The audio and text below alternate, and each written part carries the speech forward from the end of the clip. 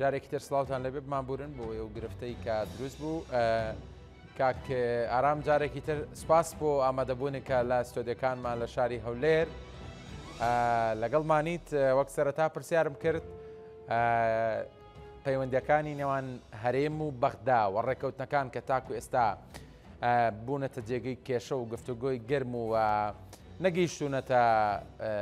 چارەسەری کۆتایی ئەم پەیوەندیانی نێوان هەرێم بۆ بەغدا چۆن هەڵەسەنگێنی؟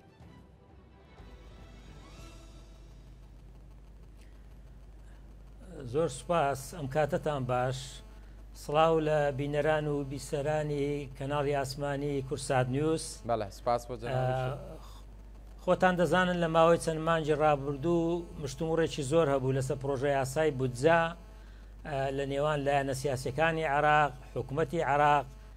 و سەرجەم فراکسیۆنەکان لە ئەنجومەنی نوێنەرانی عێراق. دوجار وەکو باسم کرد دوای مشتومڕێکی زۆر لە 12/6 ئەم پرۆژە یاسایە پەسەند کرا بە هەموو بابڕێن لایەنی ئیجابی و سلبیەکانیشەوە، بەڵام پرۆژە یاساکە پەسەند کراوە. دوجاریش دوای 2 هەفتە لەلایەن سەرۆک کۆمارەوە ئیمزا کراوە لە 26/6 لە ڕۆژنامەی وەقایعی عێراقی بڵاو کرایەوە کە خۆتان دەزانن لە دوای ئەو بەروارە پێویست دەکا بچێتە بواری جێبەجێکردنەوە. بەڵام بێگومان ئەم پشووی جەژن و ئەمانە بێگومان کاریگەری هەیە لە ماوەی هەفتەیەکدا پشوو هەم لە عێراق هەم لە هەرێمی کوردستان. بێگومان گلەی و گازاندە هەیە لەسەر پرۆژە یاساکە، بەڵام کل لە حواڵ ینی پرۆژە یاساکە من پێم وایە ئەگەر نیەتی باش هەبێت لە جێبەجێکردنی لەلایەن کێشە و گرفت دروست نەکرێتن وەکو خۆی جێبەجێ بکرێت، من پێم وایە سوودی بۆ سەرجەم عێراقیەکان و لایەنە سیاسەکان دەبێتن بەبێ جیاوازی. بەڵێ کاکێ ئارام زەرمەندی یەکەم کێیە کە ئەگەر بێت و هەرێم و بەغدا نەگەنە ڕێکەوتن لەسەر کێشەکانی نێوانیان؟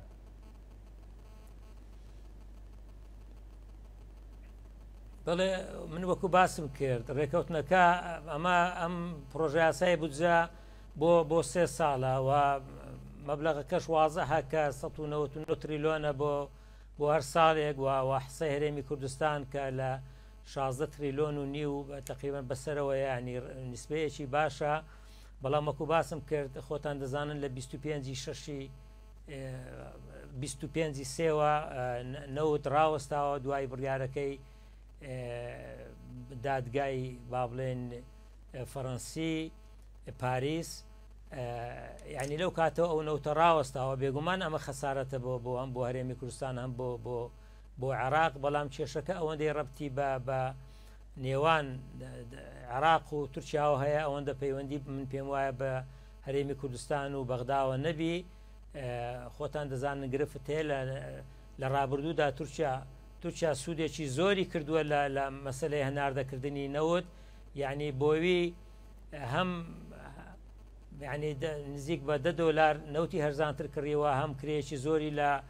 لە با بڵێن کرێی بۆڕیەکە وەرگرتووە. لە ماوەی ڕابردوودا 2 هەفتەی ڕابردوو پێشدەژن کۆبوونەوەی کرا لە نێوان هەم وەفتی هەرێمی کوردستان هەم دەوڵەتی تورکیا هەم عێراق لەسەر ئەوەی کە ڕێککەوتنەوە بۆ هەناردەکردنەوەی نەوت. بەڵام بە پێی زانیاریەکان نەگەیشتنە هیچ ئەنجامێک. یەک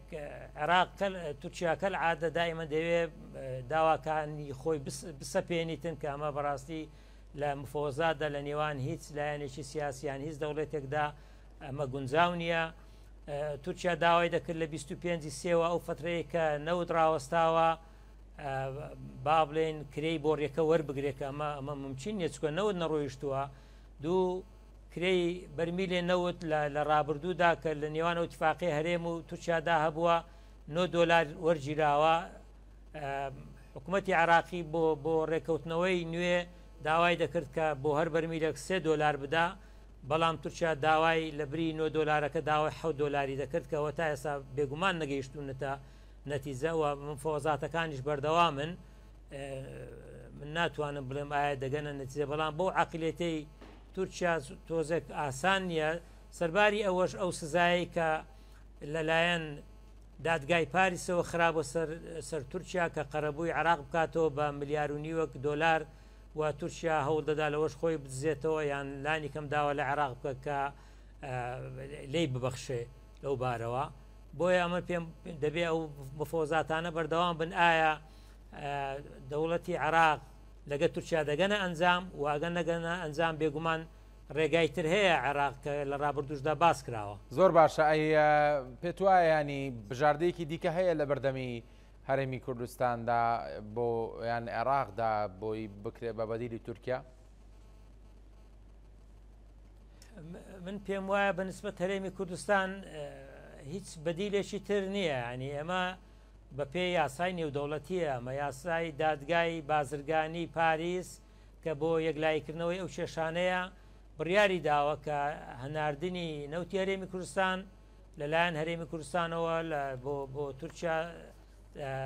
با بڵێن قانونی نییە یان یاسایی نییە، بۆیە ئەمە بە پێی دەستور ئەرچی دەوڵەتی عێراقە ئەوە بوو کە با بڵێن ڕێکەوتنی لەسەرکراوە دەمینێتەوە بینی بەغدا و ئەنقەرە. من پێم وایە ئەگەر ڕێک بکەون وەکو باسم کرد تورکیا و هەموو شەرت و شروتەی ینی تۆ پێ دوایە ئەگەر تورکیا زارێشتر پێ دوایە تورکیا دەست لەو مەرجانەی هەڵنەگرێت یان سەقفی داواکاریەکانی نێنێتە خوارەوە؟ خۆی تورکیا ئەگەر دەست لەو مەرجانە هەر نەگرێت خۆ تورکیا زەرمەندی یەکەمە، بەڵام بەداخەوە دەڵێم عەقلیەتی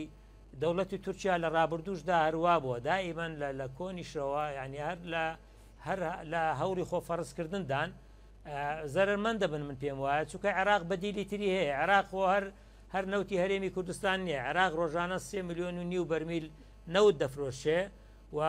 بە پێی ئیتفاقێکیش لەگەڵ ئۆپێک پلەس ڕێژەیەک لە نەوت کە لە یەکی 5 کەم کراوەتەوە. ئێستا عێراق دەتوانە بڵم داشی سوارە لە بەرامبەر ئۆپێکیش، لەبەرەوەی هەم لەوێ کەمێکی کەم کردوێتەوە هەم لێرەش وەکو باسم کرد 400,000 بەرمیل، ینی عێراق دەتوانێشی تر بکە، ینی وەکو لە بەرنامەی خۆیدا هەیە یا بۆ ناوە خۆ سەرفی دەکا یاوەتە لە ڕێگای ئوردان لە ڕێگای ترەوە بەرنامەی هەیە کە ئەو نەوتە بەڕێ بکاتن. ینی ئەمەوێت دانی بەڕوونتر ئەو پرسیارە بکەم ئەگەر بێت و تورکیاش داواکاریەکانی بێنێتە خوارە پێ دوایانی گرنگترین ئەو شتانەیان ئەوانەی کە نیەتی هەیە دەست بەرداری ببێت چین، ینی دەست بۆ کام لەو داواکاریانە باکە وازی لێ بێنیان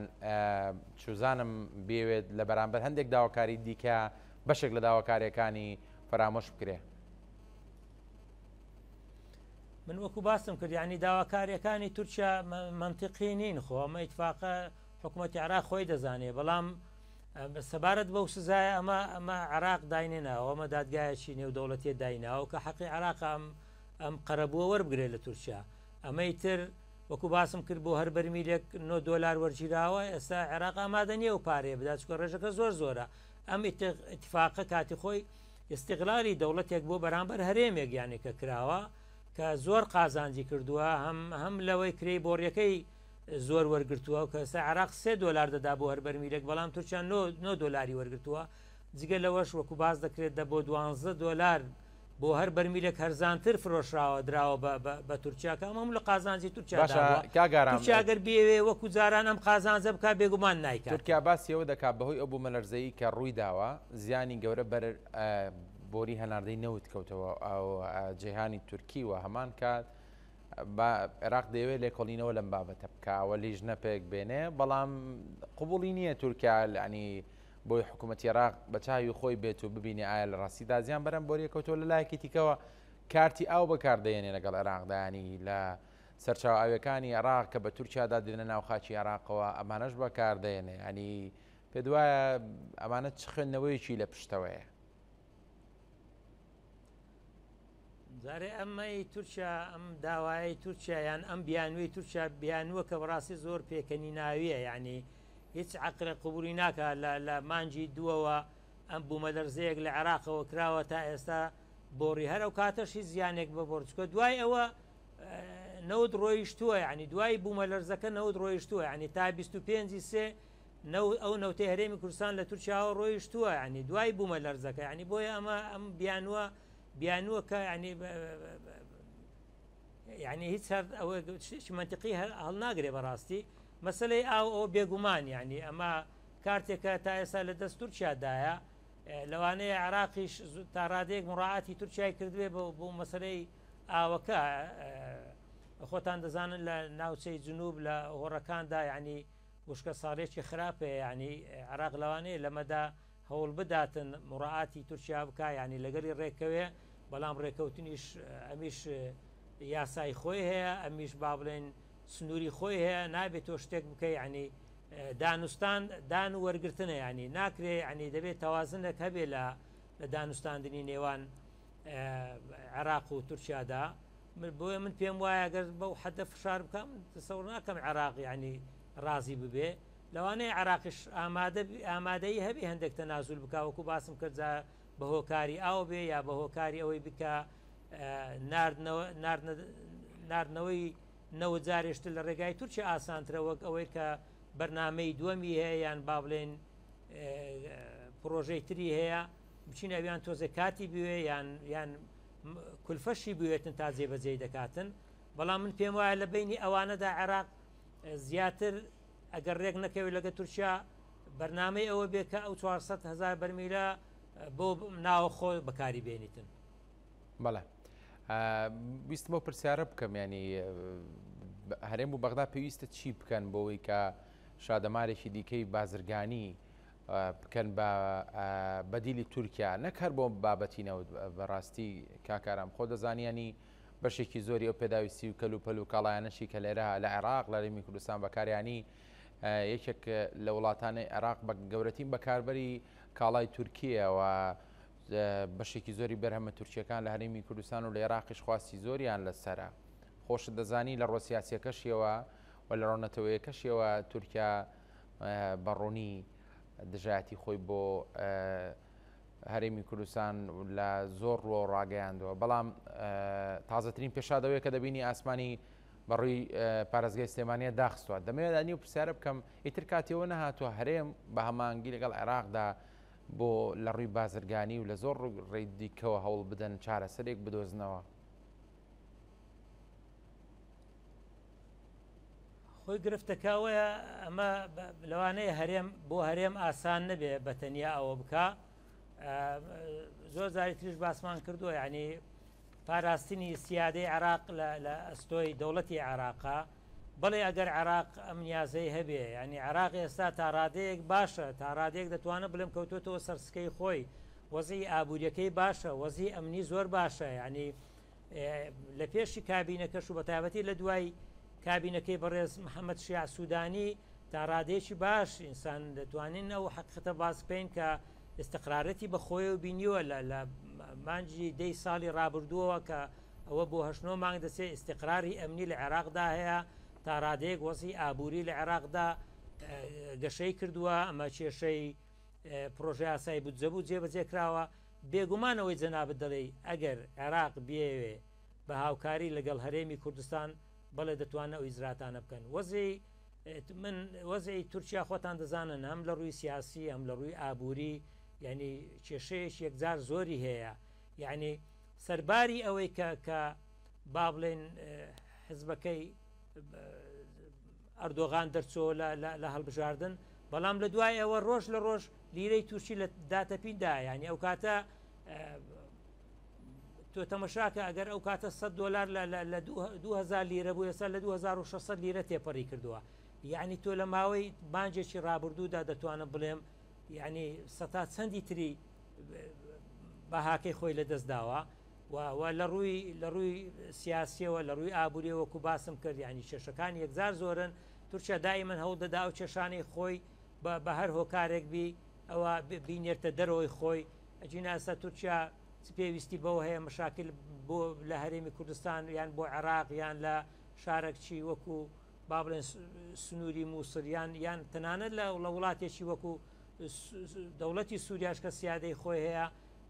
داجی کاری بکە و هێزی لەو شوێنانە لەبری ئەوەی دا و هێزانە بچێشتەوە بۆ سنوورەکەی خۆی و خزمەتی نەتەوەکانی ناو وڵاتەکەی خۆی بکە باشترە بێگومان لەسەر جارشتر دەگەڕێمەوە بۆ سەر پرسیارەکەی جەنابەت بەڵێ عێراق شتی تری لەبەردەستە من پێم وایە ئەمە ئەگەر عێراق بێ بە هاوکاری لە هەرێمی کوردستان بایکۆتی کاڵای تورکی بکە من پێم وایە تورکیا زۆر تەنازولی لەو بارەوە بکە تەنانەت لە مەسلەی ئاویش لەوانەیە اتفاق ئەو کاتە لە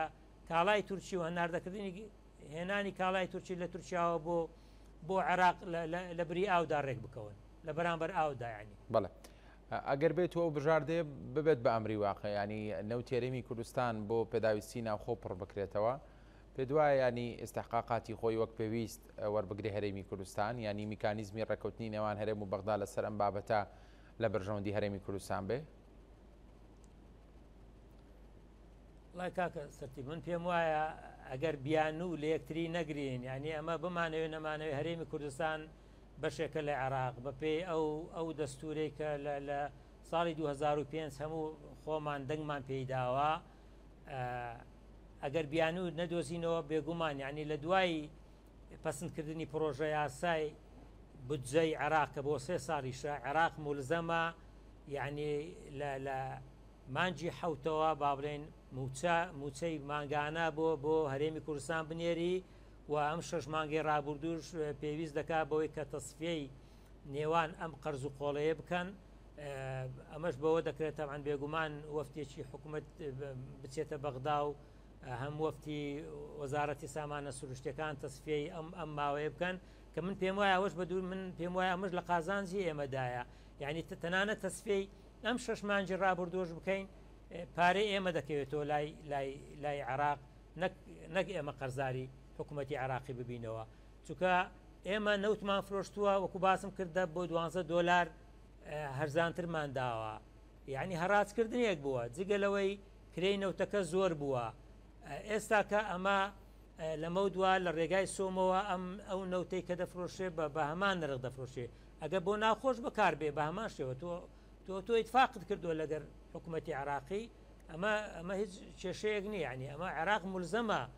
هەرێمی کوردستان شارەکانی هەرێمی کوردستان وەکو هەموو شارەکانی تری مووسڵ و تا دەگاتە بەسرا و بەغدا بەبێ جیاوازی موچەی فەرمانبەرانی بداتن و خۆتان زانن ئیتفاق تەنانە لەسەر گومرگەکانیش ناوچە سنووریەکانیش بە هەمان شێوەیە کە 150 دەگەڕێتەوە بۆ حکوومەتی مرکزی و 150شی بۆ ناوخۆ بەکاردێ بۆیە هەموو ئەوانەی من لەو ماوەش متابعام کردووە تەنانەت ئابووری ناسەکان ئەوانەی شارەزان لە بواری ئابووریدا لە چاو پێکەوتەکانیاندا من زۆر متابعام کردوونە یعنی ئێمە زەرمەند نین و حکوومەتی زەرمەند نیە چوە ئێستقراری زیاتر بۆ عێراق دەگەڕێتەوە بەڕاستی هەرێمی کوردستان نەوتەکەی تەستی لە 25 سێ وەکو باسم کرد عێراق مولزەمە و نەوتەکەی وەرگرتووە ینی هیچ گرفتێک لای ئێمە نیە ئێستا ئەو نەوتە ناڕوە ئەم گرفتە لای حکوومەتی عێراقیە چۆنی دەنێری لەگە تورکیا ڕێک دەکەوێتەوە بۆ ناوخۆی بەکاردێنێتن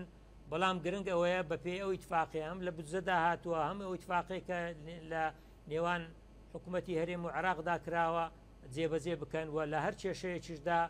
ئێمە دەستورێکە لە نێوانماندا دەکرێت بگەڕێنەوە بۆ ئەو دەستورە بەپێ ئەو دەستورە ئێمە تەعامل لەگەر حکوومەتی عێراقیدا بکەین. بەڵێ دەزانیت کە لە نێو حکوومەتی عێراقیداوە بە تایبەتیش لە نێوان سنە و شیعەدا هەندێک جار فرەبڕیاری هەیە هەندێک جار حکوومەت و خودی سەرۆکۆزیران نیەتی جددی هەیە لە جێبەجێکردنی بڕیارێک بەڵام لە دەروی حکوومەت لەم پەرۆ ئاستەنگ دروستەکرێت بۆ کێشەکانەوە ئەمە بەڕاستی لە نێوان هەرێم و بەغدا بەڕوونی ڕەنجی داوەتەوە بینیمانە کە هەندێک جار سەرکردەیەکی باڵای مەسەبی یان سەرکردەیەکی سیاسی ئەوە سەرۆکی ڕەوتێک توانیوێتی بێتە لەمپەر بۆ ڕێکەوتنیشی نێوان هەرێم و بەغدا ئێستا هەز دەکەین لەم کابینێدا ئەم لەمپەرانەما بێت ژینگەی سیاسی ئێستای عێراق هێشتا جیرۆدەیە بەدەم ئەم کێشانەوە؟ ئەمە وەکو باسم کرد بەو مانایە نا ئێمە گرفتمان نابێ هیچ گرفتێک نابێ بەڵام گرفتەکان ئەی ئیشی حکوومەت ئیشی لایەنە سیاسیەکان ئیشی فراکسیۆنەکان چیە ینی دەبێت چارەسەری بکەن یعنی بۆ هەر گرفتێک من وەکو باسم کرد ئێمە دەستورێک هەیە بەیەکەوەی بەستاوینێتەوە دەکرێت لە هەر شوێنێکدا کە خەلەل هەبێ بگەڕێنەوە بۆ ئەو دەستورە سەرۆک کۆمار ینی سەرۆک کۆمار ئەویش بۆ ئیشی سەرۆک کۆمار ئەوەیە پاراستنی ئەم دەستورەیە یعنی لە هەر شوێنێک غەدر لە هەر نەتەوەیەک هەر پێکاتەیەکدا بکرێ سەرۆک کۆمار دەتوانانی تەدەخل بکاتن وەجگە لەوەش لایەنە سیاسەکان بەردەوام سەردانی بەغدا دەکەن ینی دەکرێت کێشەکان لەگەر ئەوانشدا باز بکرێت چارەسەر بکرێتن نقطەی ئشتر هەیە بەڕاستی ئێمە یەک لە گرفتەکان وەکو هەرێمی کوردستان گرفتمان لەوەدا بۆ ئێمە یەک دەنگ و یەک ڕنگ نەبووین لە چوونە بەغدامان یعنی دائیمەن کێشە لەوەدا هەبووە یعنی هەر کاتێک کە ئێمە کێشەمان لە بەغدا هەبوو بێ ئەو کاتانە بووە کە ئێمە کۆک نەبووین لەگە یەکتری هەر یەک لە ئاشێکمان لێ کردووە وەکو دەڵێ بۆیە گرنگە کورد بە یەک دەنگ بە یەک ڕنگ لە بەغدادا قسە بکە سەردان بکات تەنانە دەگە بتوانێت سەردانە حزبیەکانیش هەردوو لایەنی سەرەکی بە تایبەتی یەکێتی و پارتی سەردانەکانیش بەیەکەوە بکەن بەڵام لە ڕابردوودا هەبووە بەڵام دوای بینیمان هەم درزی تێکەوتۆتەوەوانە بەڵام دیسانشێن دەڵێم تا ئێستا تا ڕادەیەک باش هاتووە لایەنە سیاسیەکان بەردەوامن لە سەردانەکانیان بۆ بەغدا باشە کاکە یارام خۆ دەزانی ئێستا هەرێمی کوردستان لە بەردەم قەیرانێکی سیاسی گەورەدایە پەرلەمان کۆتایی پێ هاتووە و دادگای فدراڵی عێراق دەزانیت کە کۆمەڵێک بڕیاری دەرکرد و سەر لەبەری هەموو ئەو پێشهاتانەی کە پێشبینی دەکرا ئاوەژوو بوونەوە ئێستا حکوومەتی هەرێمی کوردستان دەستی بۆ کۆمیسیۆنی باڵای هەڵبژاردنەکانی عێراق درێژکرۆ بۆی بێت و پرۆسی هەڵبژاردننی بۆ ئەنجامدا ئەوەی جوابی داوەتەوە دەڵێ هەڵبژاردن لە باشترین حاڵەتە ئەتوانین لە سەرەتای ساڵی داهاتوویان لە ناوەڕاستی ساڵی داهاتوو ئەنجامی بدەین و زۆر کێشەی سیاسی دیکە لایەنە سیاسیەکان لە هەرێمی کوردستان پەیوەندیەکانیانەوە باش بە شێوەیەکی باش و تند و تۆڵ نییە و هەموو ئەمانە ڕەنگی داوەتەوە لەسەر ژیان و گوزەرانی خەڵک لەسەر بێهیوایی خەڵک ئەنی پێویستە حکوومەت ئێرەم چی بکات لەم سەر وەختەیە بۆی لەگەڵ حکوومەتی عێراق کاتێک گفتوگۆ دەکات بتوانێت مەرجەکانی خۆی پسە پێنێ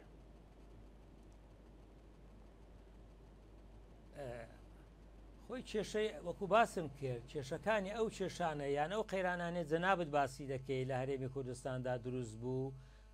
ئەمە هۆکارەکەی خۆمان بووینانی یعنی بۆ دادگای فیدرالی هات بڕیارێکی لەو بابەتەی دەرکردیانی ئەمە هەموو ئەشکالەکان خۆمان بووینانی یعنی لە ماوەی ڕابردوودا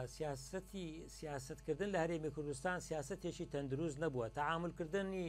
حکوومەتی هەرێم لەگەڵ حکوومەتی بەغدا تەعاملکردنیەکی تەندروست نەبووە تەعاملکردنی نێوان لایەنە سیاسیەکان یەکێتی و پارتی لە یەکەوە تەعاملکردنیەکی تەندروست نەبووە یعنی لەبری ئەوەی ئێمە لە نێو خۆماندا ڕێک بین لە نێو خۆماندا تەنازول بە یەکتری بکەین ناکەین 2004 دەبین تەنازول بۆ بەرامبەرەکەمان بکەین یعنی ئەم لە هەرێمی کوردستاندا ینی سیاسەتی تاکڕەوی یەک لە کێشە و گرفتە هەرە سەرچەکاندا بووە کە هەرێمی کوردستانی گەیاندووە بەمڕۆ یعنی سەردەمانە هەرێمی کوردستان نەک ڕاستە هەرێم بوو بەڵام شێوە و تەعاملی لە دەوڵەتێکی سەربەخۆ دەچوو ینی خۆتان دەزانن بەڵام ئێمە چوین ریفراندۆنمان کرد بەبێ ئەوەی گوێ لە یەک لایەن لە یەک دۆست لە هەموو دۆستەکانمان لە دەوروبەر لە یەقلیم لە جامیعە عەرەبی لە ئەوروپا لە ئەمریکا و هاوپەیمانەکانی کە هاوکاریان کردین لە شەڕی داعشدا جێمان لە کەس نەگرت ئەمە بینیمان یعنی ناوچەیەکی 150 خاچی هەرێمی کوردستانمان لە دەستدا یعنی خەریک بۆ ئەوەی ماویشە لە دەستی بدەین دوای ئەوەش بەڕاستی ئێمە من جارێکتر دەتوانە بڵم دەرس و پندمان لێوە نەگرتووە ینی ئێستاش تۆ تەمەشا بکە یعنی ئەو عیلاقاتە تا ئێستا دروست نەبووەوە لە نێوان ئەو لایەنە سیاسیانە ینی ئێستاش سیاسەتێکی تاگڕەوی زاڵە لە هەرێمی کوردستاندا ئێستاش ینی تۆ مەسەن بە نمونەگەر بینیمان ئەمەی لە 22 لە پەرلەماندا ڕوویدا ینی بۆ ڕوویدا مەسەدەن یعنی ئەمە هۆکار بوو تۆ ینی ڕەنجی داوە لە پرۆژه پەسەندکردنی پرۆژه یاسای بودجەشدا کە کورد لەوێ وەکو پێویست لەگەر یەکتری دانەبێتن لە کاتێکدا دەکرا ئەوەی کە لە پەرلەمان ڕوویدا لە 22 کە شتێک بوو زۆر ناپەیڕەوی با بڵێن یاسایی بوو دەکرا ڕوو نەداتن ڕوویدا ینی کە ئەمە ڕەنجی داوە لەسەر شتەکانی تریش تەبعەن ئەمە پەرلەمان هەڵوەشاتەوە ئێستا ئێمە ناتوانین هەموو ئەو بڕیارانەی پەرلەمان دواترش دەری کرد هەمووی هەڵوەشاوە کۆمیسیۆنیش کاران نەکرابەوە واگە لەو ماوەیە کاراش بکرابایەوە هەم دیسان چکە لە دوای هەموو ئەو بڕیارانی کە لە دوای 6 لە پەرلەمان یاسایانەی دەرچوونە هەڵوەشایەوە بۆیە دەبێ ئەمە ئێستا چاومان بزەبت لە دەستی بەغداوی بۆ ئەوەی هەڵبژاردنێکمان بۆ بکە کۆمیسیۆنی باڵای هەڵبژاردنەکانی عێراق کە کەوانش بخۆیان خۆتان دەزانەوە هەڵبژاردننی محافەزاتیان لە دەستە با بڵێن ئەنجومەنی شارەوانیەکان بۆیە بێگومان ئەنجومەنی پەرلەمانی کوردستان هەڵبژاردننی با بڵێن پەرلەمانی کوردستان دەکەوێتە ساڵی داهاتوو لەوانێ بۆ مانجی 4 و 5 و ئەوانە یاڵە بکرێتن یعنی بەڵام لەوەشدا ئەمە دیسانش نە پێویستیمان بۆ هەیە بە خۆدا بچینەوە لایەنە سیاسەکانی هەرێمی کوردستان بە هەموو لایەنەکان ئەوانەی لە دەسەڵات وانەی لە دەسەڵاتیش دانین هەماهەنگی لە نێوانیاندا هەبی بە تایبەتیش لە نێوان یەکێتی و پارتی کە دوو لایەنی سەرچینەیانی ئەمە تاقی کراوەتەوە نە یەکێتی بەبێ پارتی و نەپارتی بەبێ یەکێتی ناتوانن حکومڕانی بکەن و لە ڕابردوشدا بە هەموو کەم و کوڕیەکانی کەدا هەبووە دەتوانم بڵێم ئیدارەی ئەم هەرێمە دراوە و ئەو کاتانێک یەکێتی و پارتی لێک نزیک بوون ئیدارەیەکی باشیان داوە خەرک استقراری هەبوو خەرک دڵە ڕاوچەی نەبووە هەر کاتێکی کێشە لە نێوان یەکێتی و پارتی دەبێت دڵە ڕاوچێ دروست دەبێت خەڵک 1001 حسابات دەکا ئەمە دوو ئیدارەیە ئەمە شەڕی ناوخۆی ڕاستم چین هەندێشتەیە بۆ یەکێتی و پارتیش ئاسان نەبی ئەوانیش نەتوانن هەموو شتێک بکەن ئەمە سەردەمەکە جیاوازە ئەمە سەردەمی پێش 2023 نیە سەردەمی ئەوە نیە ڕژێمێکی دیکتاتۆریشی سەدام لە تەنیشتە و لە نزیکتە و لەوانەیە بەیانی لە هەر ئەگەرێکی ناکۆچی تەدەخول بکاتن. زۆر سپاس بۆ بەڕێز ئارەم عەبدوڵڵا چاودێری سیاسی لە ستۆدیۆکانمان لە شاری هەولێرەوە لەگەڵمان بووی سپاس بۆ وەڵامی پرسیارەکانی ئێمە. بەڕێزان پانۆراماتان پێشکەشکرا هەر شاد بن.